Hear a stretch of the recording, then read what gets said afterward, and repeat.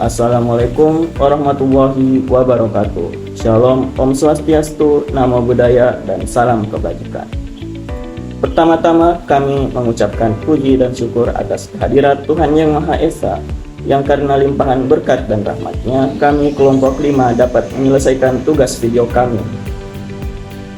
Terima kasih kami ucapkan kepada Bapak Khairul Fadli Mokhtar Lutfi M, SFAM M Biomed, selaku dosen pengampu mata kuliah Antropologi Kesehatan Program Studi Fisioterapi Universitas Negeri Makassar tahun 2024, dan juga rekan-rekan dari kelas A, B, C, dan D yang ikut menyaksikan video kami yang berjudul Bohong, salah satu bentuk perilaku penyimpangan norma. Adapun kami dari kelompok 5 beranggotakan 6 orang, yaitu ada saya, Muhammad Aryansyah, sebagai moderator. Kemudian pemateri pertama yaitu Nur Afni Dahlan, kemudian dilanjutkan pemateri kedua Nur Ilmi Minasa, pemateri ketiga Cahya Rembulan, pemateri keempat Putri Naila, dan pemateri terakhir atau kelima yaitu Wulan Sari. Kepada pemateri dipersilahkan memaparkan materi. Baik, terima kasih atas kesempatan yang diberikan. Perkenalkan, saya Nur Afni Dahlan sebagai pemateri pertama. Berikut saya akan membahas mengenai pengertian bohong dan norma apa saja yang dilanggar dari perilaku bohong. Pengertian bohong. Bohong berarti tidak sesuai dengan keadaan yang sebenarnya atau dusta. Bohong juga dapat diartikan sebagai bukan yang sebenarnya atau palsu. Kata bohong merupakan kata sifat yang mengandung makna negatif karena tidak mengatakan yang sebenarnya, dan kata kerjanya yakni berbohong, yang berarti adalah tindakan seseorang yang secara sengaja memberikan informasi yang tidak sesuai dengan kenyataan dengan tujuan untuk mengelabui atau menipu orang lain. Adapun kebalikan dari bohong yakni jujur. Jenis norma yang dilanggar dari perilaku bohong. Yang pertama, norma agama. Dalam berbagai norma agama, kejujuran dianggap sebagai salah satu nilai utama yang wajib dipegang oleh umat. Bohong dianggap sebagai dosa atau perilaku yang dilarang karena menipu dan mengkhianati amanah. Yang kedua, norma kesusilaan. Norma kesusilaan adalah norma yang bersumber dari hati nurani manusia. Bohong melanggar norma kesusilaan karena ia bertentangan dengan kata hati sebenarnya. Yang ketiga, norma kesopanan. Norma kesopanan berkaitan dengan kata krama dan etiket dalam masyarakat. Bohong dianggap tidak sopan karena tidak menghormati orang lain dan tidak mematuhi aturan sosial tentang komunikasi yang baik dan benar. Dan yang keempat, norma hukum dalam banyak sistem hukum.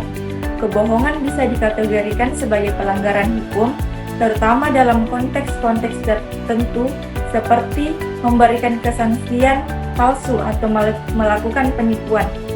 Perkenalkan, nama saya Nur Ilmi Minasa sebagai pemateri kedua akan membahas materi tentang faktor-faktor penyebab perilaku bohong. Yang pertama yaitu faktor kepribadian.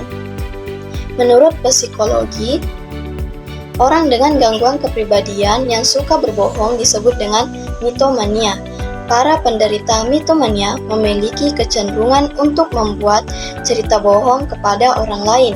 Kebohongan yang mereka utarakan lewat cerita dilakukan hanya sekedar untuk mendapatkan perhatian dari orang sekitarnya. Yang kedua yaitu faktor bias konfirmasi. Individu sering menerima informasi yang mendukung keyakinannya sambil mengabaikan fakta lainnya. Ini bisa memicu kebohongan untuk mempertahankan pandangan pribadi. Yang ketiga yaitu faktor sosial.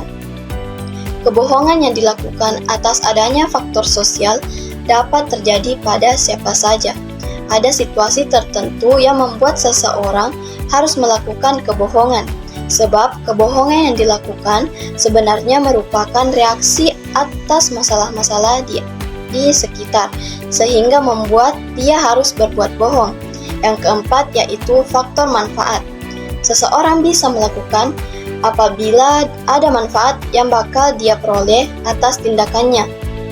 Dengan demikian, bagi pelaku, berbohong dijadikan sebagai alat untuk memperoleh sesuatu yang bernilai manfaat bagi dirinya. Saya serahkan kepada pemateri berikutnya.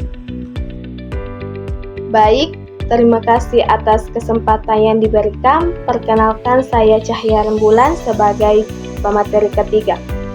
Berikut saya akan membahas mengenai dampak perilaku bohong. Ada beberapa dampak perilaku bohong, yaitu yang pertama, kehilangan kepercayaan. Kebohongan dapat merusak kepercayaan yang dibangun antara individu. Sekali seseorang diketahui berbohong, pihak lain cenderung sulit mempercayainya lagi. Ini bisa menyebabkan hubungan personal maupun profesional rusak. Kemudian yang kedua, merusak hubungan. Dalam hubungan dekat seperti pertemanan, keluarga, atau pernikahan. Kebohongan bisa menimbulkan konflik serius. Hal ini menyebabkan ketidaknyamanan dan bahkan perpecahan dalam hubungan tersebut. Yang ketiga, lingkaran kebohongan. Seringkali satu kebohongan memerlukan kebohongan lain untuk menutupinya. Ini bisa menciptakan siklus kebohongan yang sulit dihentikan dan membuat situasi semakin rumit serta merusak. Kemudian yang keempat, tekanan psikologis.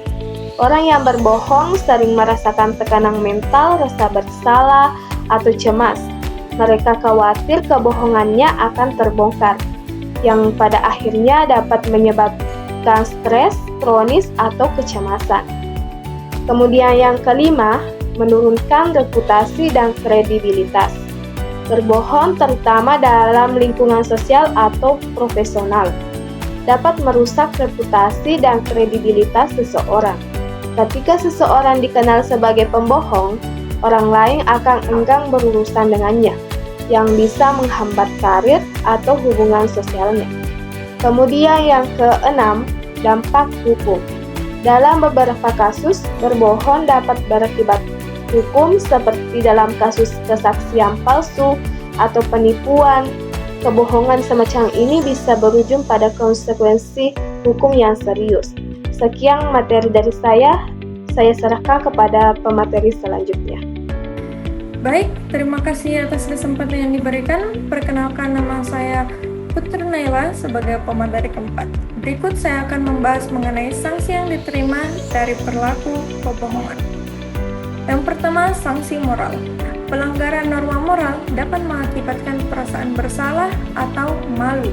Selain itu, seseorang mungkin kehilangan integritas dan kepercayaan dari orang-orang di sekitarnya. Yang kedua, sanksi sosial. Berbohong bisa mengakibatkan kerusakan reputasi. Seseorang mungkin dijauhi oleh teman, keluarga, atau masyarakat.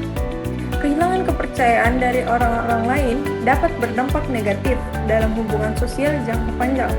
Yang ketiga, sanksi agama. Berbohong dianggap sebagai dosa. Seseorang mungkin mendapatkan sanksi dalam bentuk penyesalan spiritual atau kewajiban untuk melakukan pengampunan atau bertaubat. Yang keempat, sanksi hukum. Jika kebohongan melibatkan pelanggaran hukum seperti memberikan kesaksian palsu, pemalsuan dokumen, atau penipuan, maka pelaku dapat dikenakan hukuman pidana. Ini dapat berupa denda, penjara, atau hukuman lainnya yang diatur dalam hukum. Yang kelima, sanksi akademik. Di dunia pendidikan, berbohong, terutama dalam bentuk plagiarisme atau kecurangan, dapat menyebabkan hukuman berupa penurunan nilai, skorsing, atau dikeluarkan dari institusi pendidikan. Sanksi yang diterima akan bergantung pada seberapa serius kebohongan tersebut dan dampaknya terhadap orang lain atau situasi yang terlibat. Sekian pembahasan materi dari saya serahkan ke pemateri selanjutnya. Baik, terima kasih atas kesempatan yang telah diberikan kepada saya. Perkenalkan, nama saya Wulan Sari sebagai pemateri kelima. Berikut saya akan membahas cara menangani perilaku bohong. A. Memberi pemahaman tentang nilai kejujuran, misalnya dengan pendekatan kisah atau contoh-contoh nyata yang menunjukkan manfaat kejujuran dan dampak buruk dari kebohongan. B. Konseling dan pendidikan karakter.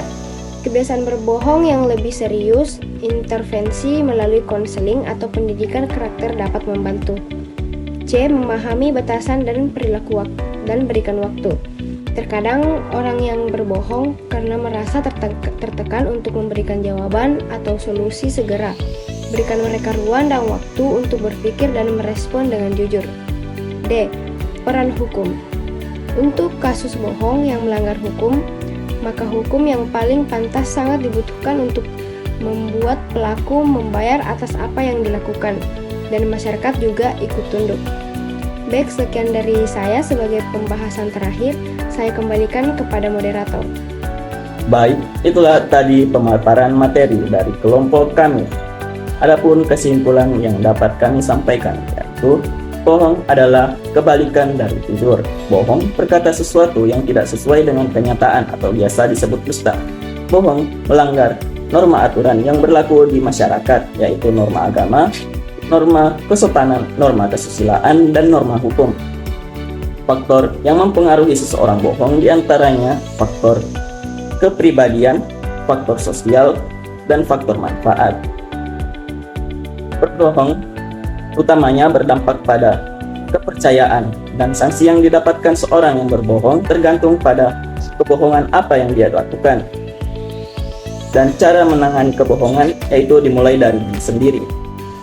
Sampai sini saja video pemaparan materi dari kami. Mohon maaf apabila terdapat kesalahan. Terima kasih. Wassalamualaikum warahmatullahi wabarakatuh.